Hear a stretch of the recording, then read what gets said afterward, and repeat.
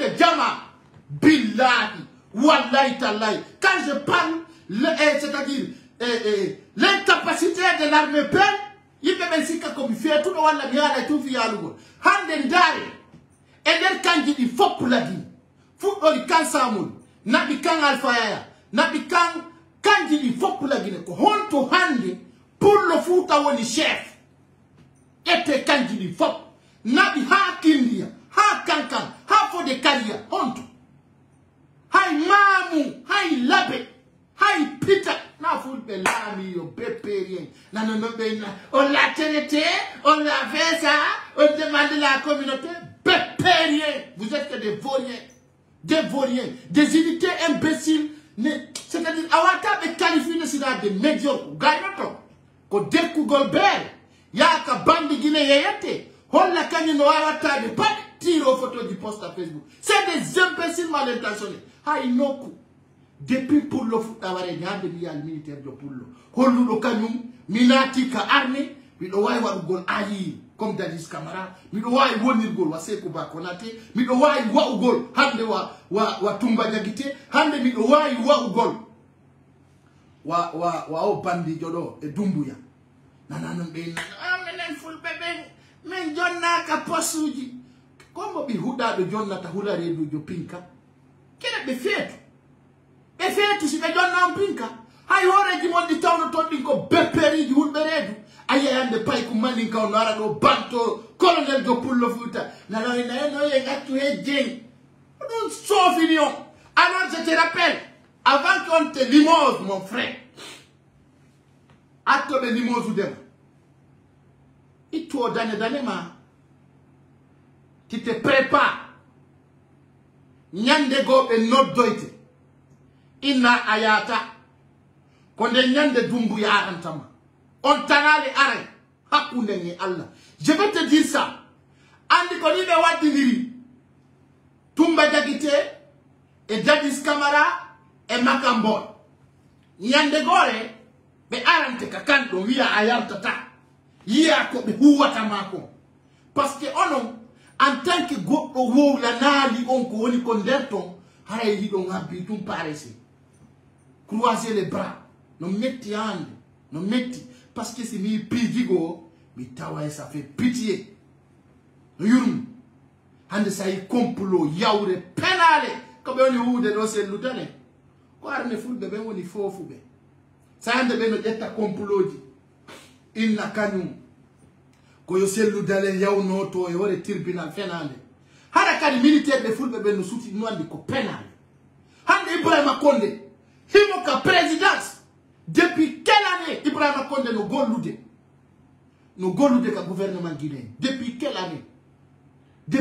année hande Ibrahima Condé himo ka présidence ko conseiller personnel à la présidence hiɓe falamo wadde premier ministre e fawle no andi qui est Ibrahima Condé le oncle de Mori Condé tawata fop no reeni ɗum ɗon mo personne ne parle c'est être imbécile. Le Guinéen est tellement bête à ce niveau. Amadi Dumbuya, ko Allah walli en, c'est l'oudalen ala no kander lady. Fiondo nangi futi. Ils sont dans le discours Macron, qu'a parlé le 8 septembre. Il a bel et bien dit, Hala di yoali di fop, Jama on nanno ko c'est l'oudalen o halani. Tout le monde avait compris. Mamadi Dumbuya, au arduno et azanda très flagrant pour assassiner ces loudalen. Faut pour nous andi. Nyande be arno ka ces loudalen ko wargol mo be arno. On avait bel et bien dit. Ndare ande ene tudi wonno indi on kadi fop ko suudu ces loudalen dum tulli ba. Fop no reeni dum do. Ala suudu wonno du takko don walla ko li bando. Il y avait une maison proche d'un cadre d'RPZ à côté de ces loudalen.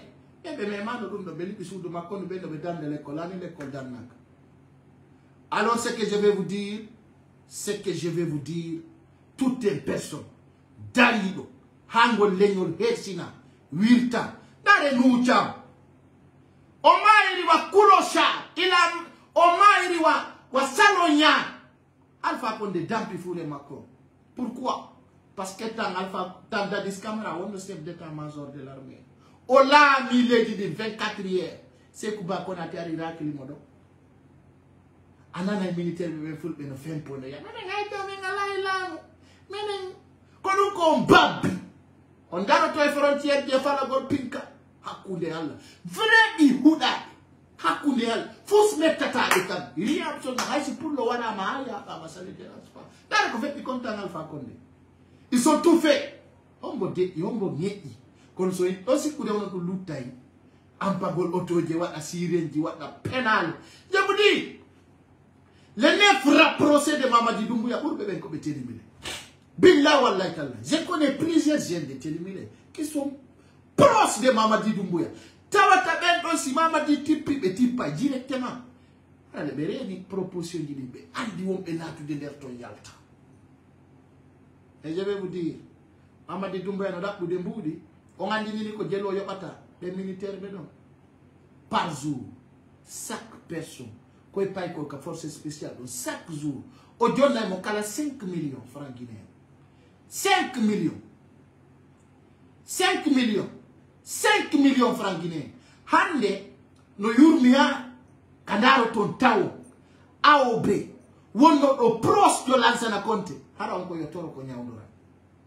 Posez-vous des questions pour quelle raison? Pour quelle raison? On en tout cas qui lema Jordan.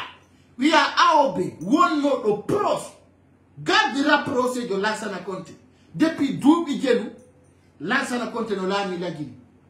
O AOB no andi la Guinée. Donc on na film. AOB ko no ka militaire yaga ko no na film. Ko on AOB tawata handi. Rien. Hay ko nyama.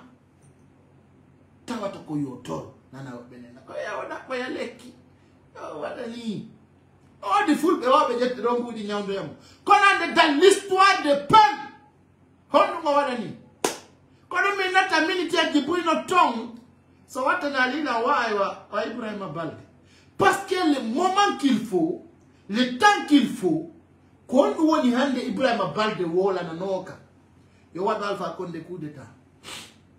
On ne peut pas parler de Jalbino Jama, min comme armée républicaine, min comme gendarme. Français et John Nimo. Eh, nous m'avons eu diplôme. Accord d'imo pigi fop. Oyo kanko wata. Na yeso dombe wadi mo coup d'état. Yeso makoro mo yi coup de mengo. Na dombe aribe ibilimo.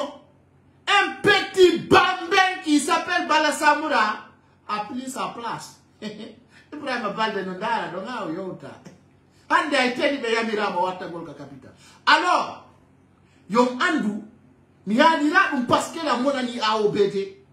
Mi halu ka halako fibe wonbe bawto yobe andu nyande gosi be wawo wa AOB si e wadali réaction fait on do comme même chose art. Même chose. Billahi wallahi tallahi. Hakude Allah. Hakude Allah. Si n'aille pas aux actions nobles, fi dandugo lenyo mongol andite do nyande gosiari goto wala daw. C'est très clair. Très clair. Alors ce que je vais vous dire, chers Guinéens, chers compatriotes. Wambelandaru gol, yon andu fewndo do, jamaon, fopu no souti. L'histoire est là. Sondari hande. Njelo manin kalamido. Awora ndumbe naka etno. Alors le moment est venu, et on la réaction claire. Dans les capacités Macky Sall, dans les bis de Wokitiro, quand il y a 35 bis bien climatisés, dans les médias qui sont yata, dans la Guinée, il y a tout, mais il n'y a rien.